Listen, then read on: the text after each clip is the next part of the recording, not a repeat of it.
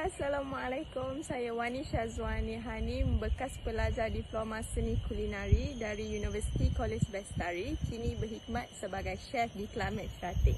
Bye-bye.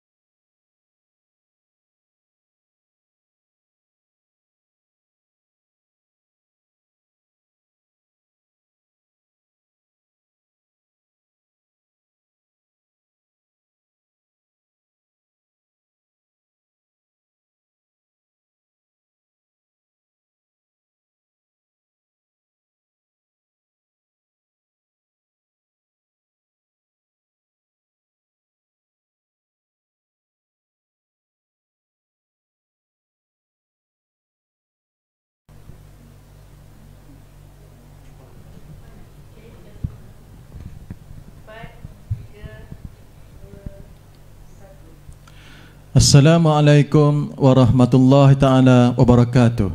Salam sejahtera, salam hormat. Hari ini Universiti College Bestari sekali lagi bersiaran secara langsung melalui FB Live untuk kita berkongsi berkenaan dengan alternatif pengajian tinggi di Universiti College Bestari. Jadi untuk menjayakan program kita pada hari ini, bersama saya 3 orang ahli panel.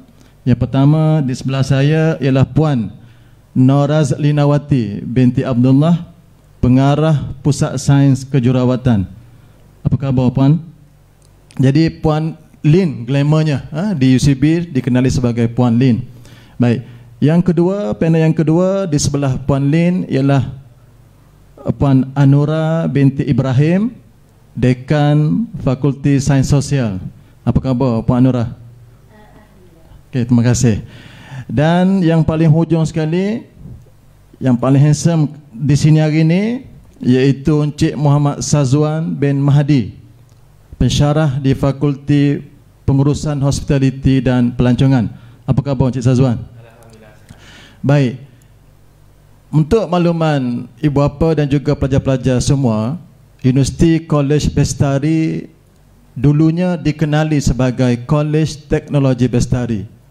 Dan kini hampir 25 tahun telah beroperasi dan telah melahirkan ramai graduan dan juga pekerja-pekerja yang bekerja di seluruh sektor yang ada di negara kita. Sebentar tadi kita telah memaparkan paparan pelajar-pelajar kita yang telah berjaya menamatkan pengajian dan kini telah pun berkhidmat di sektor awam dan juga di swasta. Baik, untuk memulakan perkongsian kita pada hari ini, suka untuk saya berkongsi untuk bersama dengan Pengarah Pusat Sains Kejurawatan Puan Lin. Jadi Puan Lin, sebenarnya dah lama sebenarnya program Diploma Kejurawatan ini, di mana dulunya merupakan program kerjasama dengan Universiti Sains Malaysia. Mungkin Puan Lin boleh kupaskan lagi untuk perkongsian dengan adik-adik kita. Sila.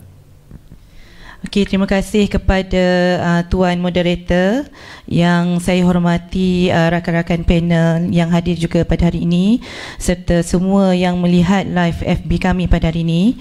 Okey, untuk pengetahuan semua, program Diploma Kejuruteraan kita ni telah bermula sejak tahun 2007.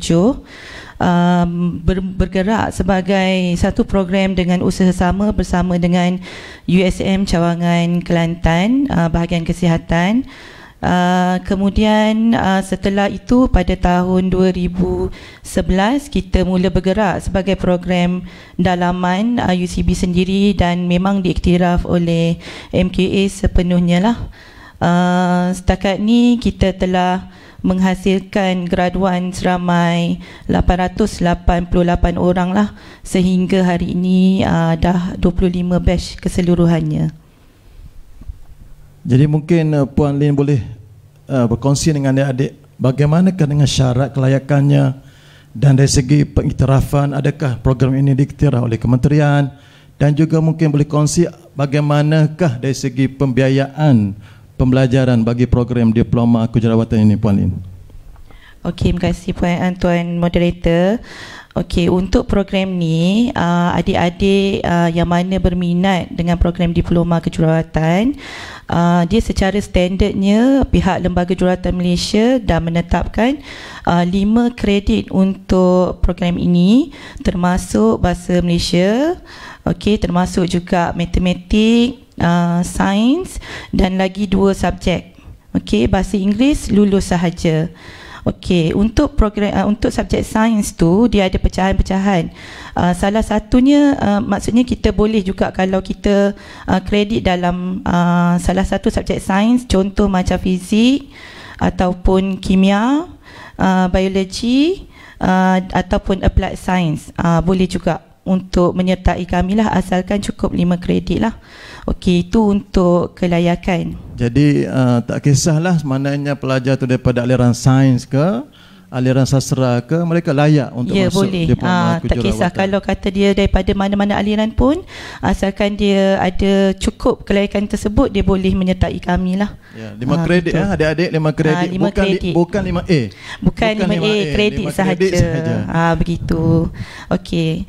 Dan soalan yang seterusnya tadi mengenai pembiayaan. Okey, kat sini saya nak tekankan lah, kita punya yuran pengajian adalah antara yang terendah. Okey. Iaitu dalam 7,200 untuk satu semester. Untuk pengajian, yuran pengajian ni dah termasuk dengan uniform, dah termasuk dengan vaksin, termasuk dengan penempatan semualah. So yang ni semasa praktikal. So antara yang terendah tu setakat ni kita ni kira terendah, antara yang terendah dan murah. Dan peluang pekerjaan tu insya-Allah lah, setakat ni pelajar-pelajar kita sebelum tamat je ni dah ada offer. Memandangkan keadaan sekarang, semua pun tahu kan dengan keadaan pandemik yang meningkat, maka kita punya market tu pun dah semakin meningkat juga. Demand tu tinggi sekarang ni. Alhamdulillah lah. Ada di kalangan ibu bapa ni, Puan Lin, bimbang sebagai sebuah PTS ni, macam mana program ni, diiktiraf ke tidak ni? Setakat ni daripada tahun 2007 lagi kita bergerak, alhamdulillah kita diiktiraf, dan pemantauan tu dilakukan secara berkala. Tak ada masalah setakat ni. Memang semua pelajar kita diiktiraf dan bekerja di semua sektor swasta dan juga kerajaan. Itu menunjukkan satu tanda aras lah yang bahawanya kita ni memang diiktiraf dan diperakui sepenuhnya. Baik, terima kasih Puan Lin. Jadi adik-adik di bawah melalui Pusat Sains Kejururawatan, kita ada satu program diploma kejururawatan bagi adik-adik SPM tahun 2020. Boleh memohon sekarang ya, untuk program diploma kejururawatan ini yang memerlukan 5 kredit ya, 5 kredit. Baik, terima kasih Puan Lin. Sekarang saya pergi kepada Puan Anura binti Ibrahim, Dekan Fakulti Sains Sosial. Puan Nura sendiri berapa lama dah berkhidmat di UCB ni sebenarnya? Okay, terima kasih kepada moderator yang saya hormati, ahli-ahli panel dan semua yang menonton FB live kita sekarang lah. Okey, sebenarnya saya duduk di UCB ni hampir 20 tahun lah. Memang orang lama lah. Okey, sekali wujud dengan UCB lah ni nak. Sekali wujud tu dia dah setahun lah, kalau kira setahun dah beroperasi. Lepas tu semasa pengambilan staf yang peringkat yang kedua, saya masuk sebagai staf lah. Jadi alhamdulillah sudah lama seorang yang pensyarah yang berpengalaman ya, sekarang merupakan dekan di Fakulti Sains Sosial. Jadi Pak Nura, kita tengok hari ni pendidikan awal kanak-kanak ni menjadi isu yang penting bagi kerajaan dan masyarakat. Ibu bapa ni kadang-kadang anak-anak tadika pun dah susah dah. Nak suruh pandai belajar, nak suruh pandai membaca, nak suruh pandai mengira. Bahkan ada setengah-setengah tu boleh hafal Quran dah Puan Nura. Jadi mungkin Puan Nura boleh berkongsi dengan kita apakah program-program yang ada di bawah Fakulti Sains Sosial. Sila. Okey, di bawah Fakulti Sains Sosial secara umumnya kita ada 3 program lah. So program yang paling senior adalah program bachelor bachelor counselling ataupun ijazah sarjana muda counselling dengan kepujian. Lepas tu kita offer pula untuk peringkat master sarjana psikologi counselling, dan kira program diploma pendidikan awal kanak-kanak adalah program yang bongsu lah dalam fakulti kita, iaitu diploma pendidikan awal kanak-kanak kita offer pada tahun batch yang pertama adalah 2017, dan mereka pun telah bergraduat lah masa pandemik COVID tahun 2020 mereka dah bergraduat, dan ada yang dah bekerja, di swasta, dan 5 orang sekarang ni dalam kursus kemas. So mereka selepas 6 bulan akan ditawarkan sebagai staf tetap di kemas lah. Okay. Jadi pelajar yang bergraduat sulung lah ni. Maknanya yang batch yang pertama telah pun tamat pengajian dan telah pun bekerja. Ada yang bekerja, bukan semualah. Ada yang bekerja dan masih lagi yang lain pun masih lagi mencari kerja, dan sebenarnya memang amat saya rasa amat peluang kemasan lah sebenarnya pelajar-pelajar yang lepasan diploma pendidikan awal kanak-kanak kita di UCB, sebab ramai yang tadika memerlukan pelajar diploma, sekurang-kurangnya diploma untuk ditawar sebagai tenaga pengajar mereka lah. Jadi tentu adik-adik SPM dan juga bapa di rumah yang menonton sekarang ni rasa seronok nak dengar secara lebih detail bagaimana dari segi syarat kelayakan untuk masuk ke program diploma pendidikan awal kanak-kanak ni, Puan Anura. Okey, syarat dia amat minimum. Kita paling minimum adalah 3 kredit mana-mana subjek. 3 kredit mana-mana subjek. So sangat minimum. So dia ada lagi syarat-syarat lain. So, contohnya ada kalau STPM kita nak syarat 2.0. Kalau untuk STAM kita nak makbul. Kemudian kalau sijil, contohnya ada di luar sana yang telah memiliki sijil yang yang diikuti, yang ditawarkan oleh Kementerian KKM. So mereka juga boleh memohon untuk ke peringkat diploma. Okey, syarat sangat minimum saya rasalah. Yang jadi selain daripada diploma 3 kredit, daripada sijil pun boleh, daripada STAM pun boleh. Jadi adik-adik hanya syarat yang minimum saja. 3 kepujian dalam SPN boleh memohon untuk mengikuti program diploma pendidikan awal kanak-kanak. Jadi mungkin Puan Nora boleh lanjutkan penerangan dari segi macam mana, dari segi pengiktirafan, dari segi pembiayaan. Sila Puan Nora. Okey, dari segi pengiktirafan kita baru mendapat pengiktirafan akreditasi penuh pada 2020. So tak ada masalah sekarang ni untuk memohon pekerjaan di sektor awam ataupun swasta, sebab kita diiktiraf dan telah mendapat kelulusan penuh oleh pihak MQA. Kemudian dari segi tajaan kita mendapat tajaan daripada pihak PTPTN lah. So PTPTN akan memberi tajaan lebih kurang dalam 3,000 satu semester untuk pelajar kita. Jadi sebenarnya kalau tengok pada yuran kita, banyak lagi lebihan daripada pembiayaan untuk satu semester yang 3,000 tadi. Sebenarnya banyak lagi yang boleh student guna untuk lain-lain perkara lah. Contohnya asrama, bayar asrama, makan, minum dan lain-lain lagi. Okay? So sebenarnya memang yuran kita amat rendah berbanding dengan IPT yang lain lah sebenarnya. IPTS yang lain sebenarnya paling rendah lah di Malaysia. Setakat yang saya survey memang paling rendah di Malaysia.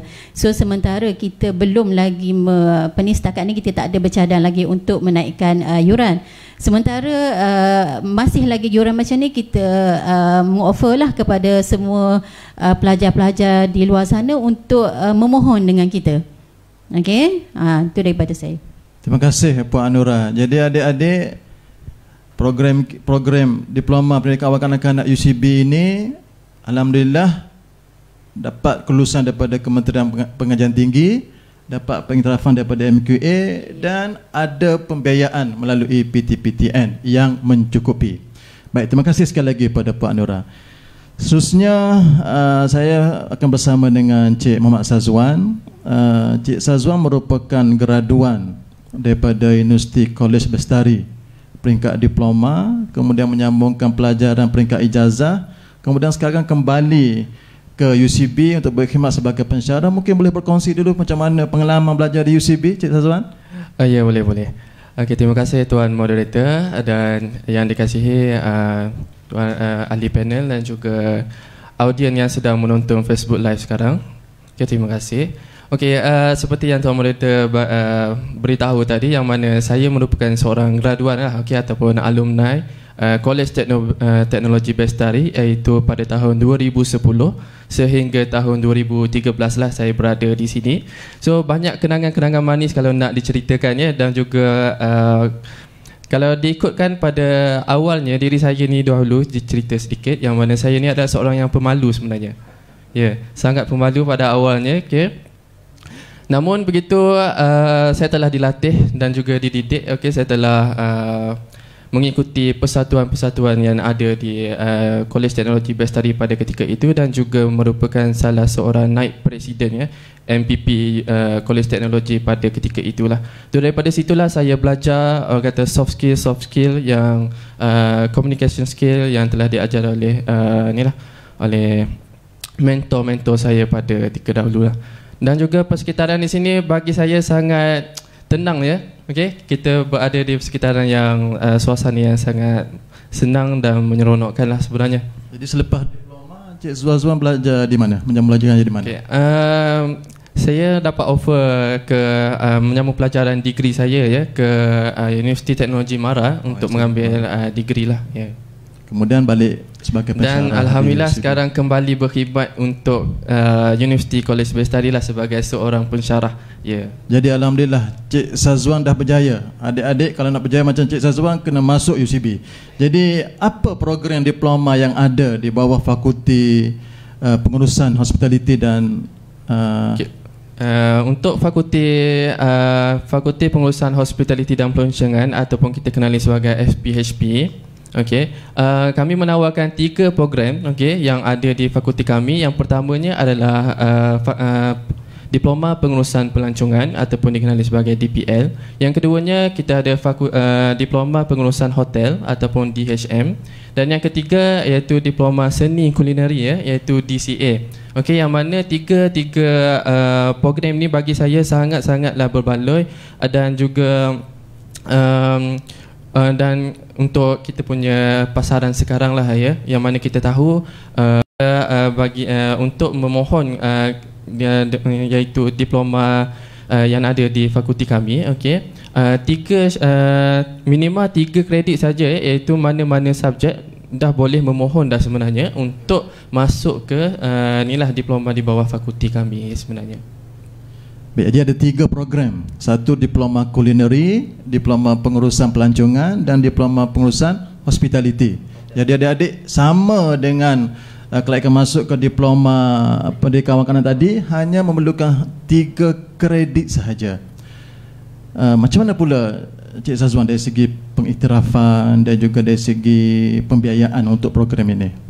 Okay, alhamdulillah untuk ketiga-tiga program yang saya sebutkan tadi itu kita telah mendapat akreditasi penuh lah, dan telah mendapat kelulusan daripada MQA, alright. Dan juga dari segi yuran pengajian sebenarnya untuk diploma seni kulineri adik-adik semua, untuk pengetahuan adik-adik semua, kami sebenarnya di pihak fakulti adalah merupakan di antara yuran yang terendah lah kita offer untuk yuran pengajian, berbanding daripada IPTS dan IPTA yang lain sebenarnya. So saya rasa sangat-sangat kita dapat jimat lah sebenarnya dah lah kita mempunyai itu kita punya untuk diploma seni kulineri itu adalah pembelajarannya adalah di dalam kampus saja. Tidak perlu untuk adik-adik semua keluar untuk belajar memasak sebagai contohnya. Semuanya adalah dalam kampus saja. So lebih menyenangkanlah kepada adik-adik semua.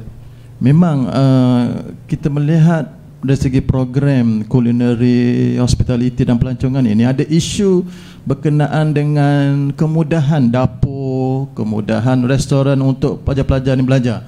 Sehingga kan ada IPTS yang lain, pelajar-pelajar ni terpaksa bergerak ke tempat yang lain untuk aktiviti memasak dan sebagainya. Macam mana dengan di UCB, Cik Syah?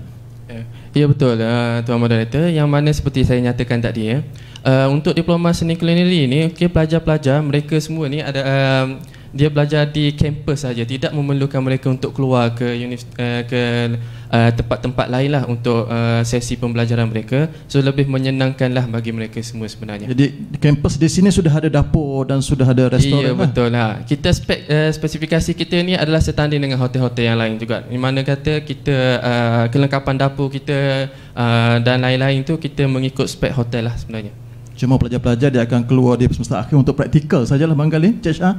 Ya betul. Pada semester terakhir iaitu semester 6, mereka akan mendapat pengalaman, peluang untuk untuk pergi ke latihan industri selama 4 bulan setengah di mana-mana hotel, resort dan juga tempat pilihan mereka lah untuk melaksanakan industri, latihan industri. Ya. Baik, terima kasih pada Cik Mat Sazwan daripada Fakulti Pengurusan Hospitality dan Pelancongan. Jadi ada 3 program di bawah fakulti ini, diploma kulineri, diploma pengurusan pelancongan dan pengurusan hospitality. Sebagaimana yang dikatakan oleh Cik Sazwan tadi, merupakan industri yang penting di Malaysia dan merupakan peluang yang besarlah kepada adik-adik untuk membina kerjaya bermula dengan belajar di UCB. Jadi adik-adik yang ada di luar sana jangan tangguh lagi, ya, boleh mohon sekarang dengan menggunakan peperiksaan percubaan SPM, kita boleh mohon kerana kita pun tahu keputusan peperiksaan sebenar SPM belum dikeluarkan. Jadi adik-adik, tuan-tuan dan puan-puan sekalian, Universiti College Bestari ini merupakan universiti berkonsepkan wakaf. Tadi kalau kita dengar daripada panel kita ini, yang ni juga murah, yang itu pun juga murah, Cik Sazwan pun kata juga murah. Kita walaupun IPTS, kita bukan dimiliki oleh syarikat tertentu. Bukanlah menjadi keuntungan itu matlamat semata-mata. Jadi Universiti College Bestari ini dimiliki oleh Pertubuhan Kebajikan Anak Yatim Malaysia bagi membolehkan anak-anak pelajar, anak yatim, anak-anak miskin dan juga khususnya golongan bawah B40 ini, mereka hendak ataupun layak untuk menyambung pelajaran ke peringkat pengajian tinggi tapi mungkin kurang berkemampuan, insya-Allah boleh datang ke UCB, insya-Allah boleh belajar, boleh bergraduat dan boleh bekerja sebagaimana paparan di awal program kita tadi. Baik, untuk round kedua ini saya berbalik pula kepada Puan Lim baliklah, ya. Jadi difahamkan graduan DKJ yang tamat baru-baru ini, kita difahamkan dapat banyak tawaran sehingga kan ada pelajar tu terpaksa pilih pula tawaran tu nak pergi kerja kat mana ni, daripada KKM ada, daripada swasta ada. Mungkin Puan Lim boleh kongsikan. Okey, terima kasih Tuan Moderator. Betul lah, setakat ni alhamdulillah para pelajar kita, terutamanya yang baru-baru ni, batch yang ke-20 telah pun berjaya lah dalam peperiksaan Lembaga Juruan Malaysia, dan sebelum tamat peperiksaan itu pun alhamdulillah dah ada agensi-agensi yang mendekati bertanyakan tentang pelajar-pelajar ini yang mana mereka amat berminat untuk mengambil pelajar kita ni sebagai kaki tangan mereka lah. Okey, dan juga pelajar-pelajar kita ni yang mana yang dah lulus setakat ni, dimaklumkan kepada kami bahawa mereka juga mendapat secara automatik lantikan sementara dan terpulanglah kepada mereka untuk menerima atau tidak lantikan sebagai jururawat KKM, kerajaan. Sama ada mereka nak atau tidak tu terserah pada mereka lah. Maksudnya mereka boleh memilih untuk bekerja dengan kerajaan maupun agensi-agensi ataupun institusi yang menawarkan kepada mereka lah swasta yang menawarkan kepada mereka tu sama ada swasta ataupun kerajaan gitu. Jadi satu peluang kerja yang sangat besar lah Puan Lin. Ya, betul. Peluang tu sangat besar dilihat memandangkan keadaan sekarang ni. Jadi maklumlah bila sekali kuarantin staff nurse dekat hospital 20-30 orang, jadi itu akan menyebabkan kekurangan jururawat. Jadi sekarang ni memang jururawat pun kekurangan dalam lebih kurang 2,000 orang. Jadi itu menjadi satu tanda aras lah, menunjukkan kita demand tu semakin tinggi dan memang diperlukan lah untuk semua pelajar kita. Dan untuk pengetahuan semua, pelajar kita ni, alumni kita ni juga ada juga yang bekerja di luar negara juga. Di luar negara tu contoh macam di Arab Saudi lah terutamanya, ada ramai lebih kurang dalam lebih 10 orang yang dah bekerja di Arab Saudi lah. Itu dengan gaji yang sangat lumayan lah saya kira. Berapa tu Puan yang agak-agak gaji tu? Okey, kalau ikutkan gaji mereka-mereka yang dah ke luar negara tu lebih kurang paling sikit yang saya dengar dalam 10,000 lah. 10,000? 10,000. Allahu Akbar tak? Jadi peluang pekerjaan yang sangat luas lah bagi program diploma kejururawatan. Dia dari segi gaji lah, maksudnya selepas ni bila diorang keluar dia punya peluang tu cerah untuk mendapatkan pekerjaan. Di samping gaji tu insya-Allah agak lumayan lah untuk mereka yang berada di bidang perubatan dan juga kesihatan. Baik, terima kasih. Jadi adik-adik yang minat untuk program diploma kejururawatan ini, kita tengok hari ini pun hospital-hospital pun makin banyak ya. Hospital kerajaan, hospital swasta sudah tentulah ia memerlukan kepada perkhidmatan pekerja-pekerja untuk kejururawatan. Baik, terima kasih sekali lagi Puan Lin. Kemudian kita pergi pada Cik Sazuan macam mana dari segi graduan. Cik Syah dah berjaya dah sebenarnya. Dah seorang pada graduan UCB yang terbukti dah berjaya sebagai pensyarah. Macam mana dengan pelajar-pelajar lain yang telah tamat pengajian? Adakah mereka ini mudah untuk dapat pekerjaan dan sebagaimana? Okey, berkenaan dengan graduan daripada fakulti kami iaitu FPHP, boleh dikatakan 90% memang daripada mereka ni mempunyai pekerjaan lah sekarang ni, walaupun kita berada di dalam COVID-19, iaitu yang kita tahu kalau di bidang pelancongan ada sekatan untuk ke luar negara, and then adalah SOP-SOP yang perlu diikutkan lah. Okay. Namun begitu, rata-rata feedback yang saya terima daripada bekas-bekas pelajar, mereka sekarang sedang bekerja sebenarnya tuan moderator. Di dalam industri khususnya di hotel-hotel, ketika kerajaan dah membenarkan semula untuk travel ini dibenarkan untuk secara domestik lah. So mereka ni telah pun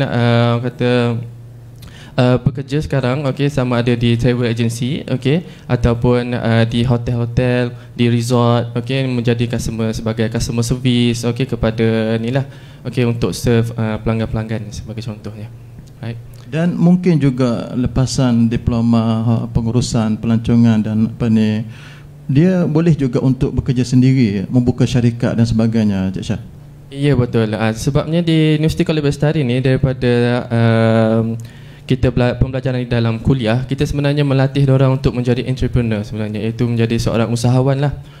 Ramai disebabkan oleh COVID-19 ni juga, walaupun mereka tidak dapat bekerja di swasta ataupun kerajaan, mereka mampu untuk berdikari, iaitu dengan menjual produk mereka sendiri sebenarnya, yang kita telah melatih mereka daripada semester 1 saja sehinggalah ke akhirnya. Untuk mereka ni ada sifat seorang usahawan yang berjaya lah. Ada yang buka kedai bakery sendiri, ada orang yang buat package pelancongan secara kecil-kecilan.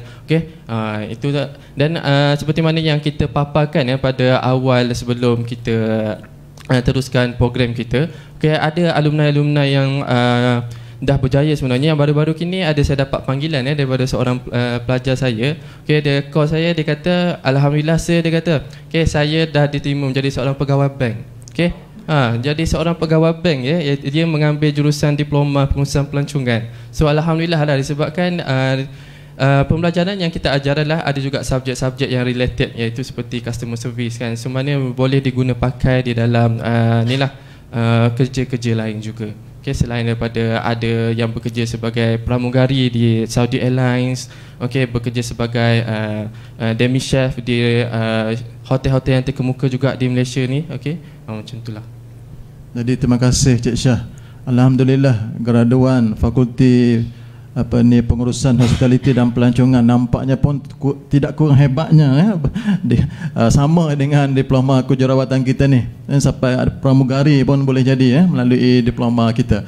Jadi adik-adik hanya dengan 3 kredit saja, insya-Allah kita boleh peluang kerjaya yang besar sebagaimana telah dikongsi oleh Cik Syazwan tadi. Baik, kita terus kepada Puan Anura binti Ibrahim, Dekan Fakulti Sains Sosial. Jadi sebagaimana yang Puan Anura katakan tadi, kita dah dapat melahirkan satu batch sulung baru saja kan sebenarnya. Jadi sudah pun sebahagiannya dapat pekerjaan. Komen Puan Anura, sila. Okey, jadi alhamdulillah untuk batch yang pertama baru ni kita dah mereka memohon ada setengah tempat tu terus tempat praktikal mereka terus dia mengoffer student kita untuk menjadi staff di tadika mereka lah. So ada yang di offer teruslah, kemudian ada yang memohon di tadika swasta yang lain. Tapi yang paling menarik baru ni mereka akhir tahun lepas mereka memohon untuk menjadi tenaga pengajar di Kemas lah. Jadi bila sebelum masa tu kita agak sebab musim pandemik mereka nak mari ambil result tu agak kekangan, tapi alhamdulillah kita dapat settlekan dan mereka dapat memohon untuk kemasukan untuk memohon dikemas lah sebagai tenaga pengajar. Dan alhamdulillah 5 orang telah diterima sebagai untuk menghadir kursus, dan insya-Allah bila dah hadir kursus tu insya-Allah akan jadi staff tetap lah mereka. Dan sekarang ni tengah menjalani kursus.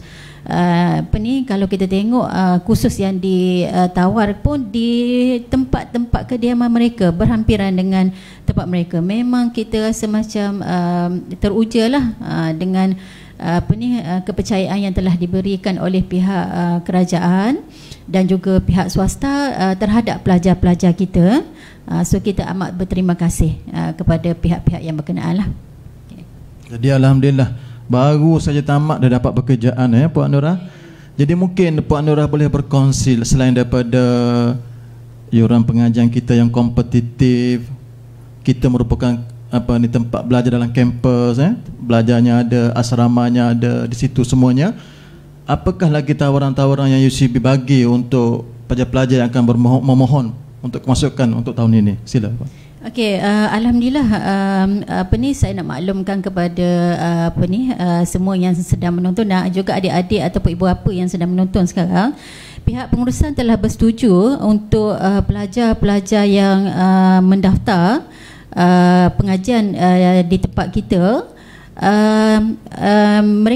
Kita tawarkan yuran asrama percuma selama setahun.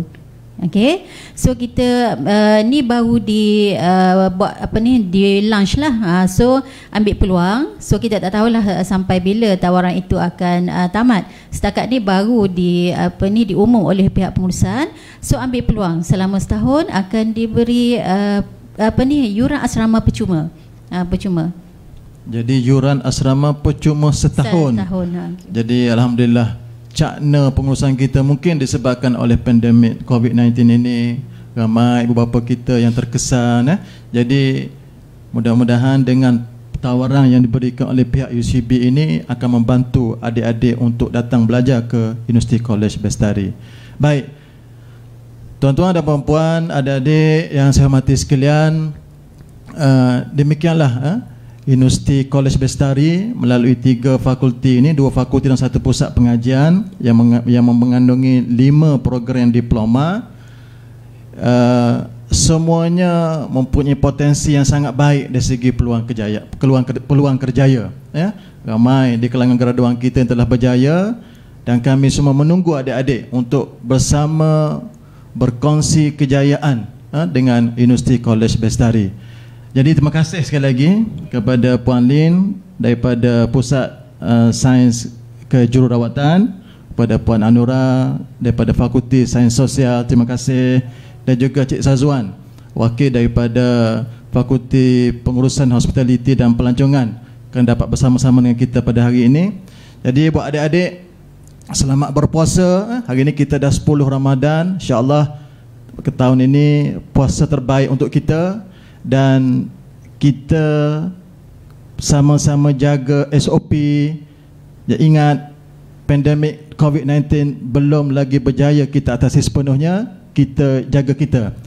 Sekian, minta maaf daripada kami semua. Assalamualaikum warahmatullahi taala wabarakatuh. Terima kasih.